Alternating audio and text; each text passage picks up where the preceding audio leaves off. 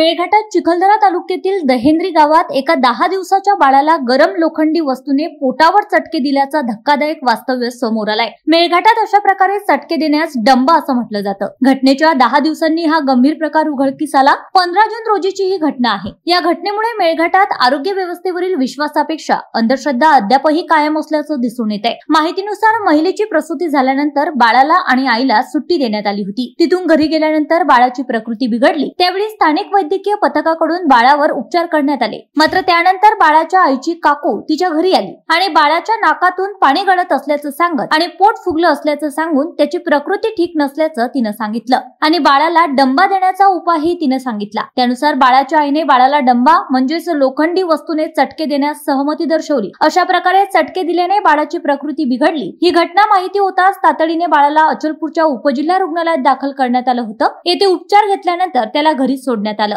सध्या बाळाची प्रकृती स्थिर आहे। अशा प्रकारे चटके दिल्याने पोटफुगी कमी होते अशी मेळघाटात अंधश्रद्धा आहे। 4 महिन्यांपूर्वीही एका 22 दिवसाच्या बाळाला अशाच प्रकारे पोटावर चटके देण्यात आले होते। दरम्यान आता या बाळावर अघोरी उपचार करण्यात आले असून या प्रकरणात एका महिलेविरोधात पोलीस ठाण्यात गुन्हा दाखल करण्यात आलाय। चिखलदरा पोलीस स्टेशनच्या हद्दीत दहेंद्री म्हणून एक गाव आहे।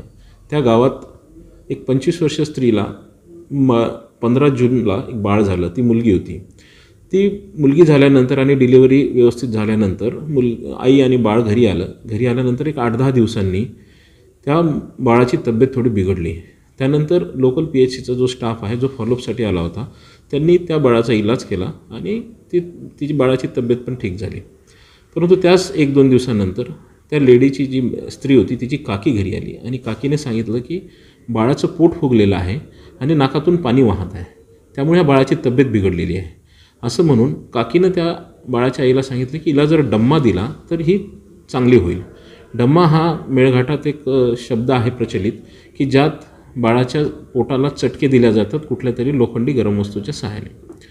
त्या काकीने घरातील विळा घेतला आणि त्या विळा गरम करून बाळाच्या पोटावर चटके दिले आणि त्या आईला सांगितलं बाळाच्या की आता हे बाळ चांगलं होईल। त्यानंतर 4 तारखेला जेव्हा प्रायमरी हेल्थ सेंटरचा स्टाफ फॉलोअपसाठी त्या बाळाच्या तब्येतीसाठी फॉलोअपसाठी घरी गेला तेव्हा निदर्शनास आले की बाळाला चटके दिलेले आहे।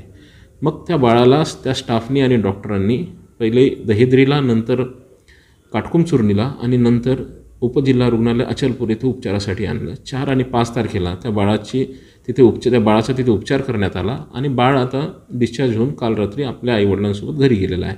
बाळाची तब्येत चांगली आहे, स्थिर आहे आणि ज्या काकीने हे चटके दिले त्या काकीच्या विरोधात पोलीस स्टेशन चिखलदरा येथे BNS आणि जादूटोणाविरोधी कायद्याच्या अंतर्गत गुन्हा नोंद करण्यात आलेला आहे। त्या आरोपी काकीला ताब्यात घेऊन पुढील तपास चिखलदरा पोलीस करीत आहेत। या अनुषंगानं मी मेळघाटातील सर्व जनतेला एक आवाहन करू इच्छितो की ह्या घटना वारंवार तिथे घडत आहेत।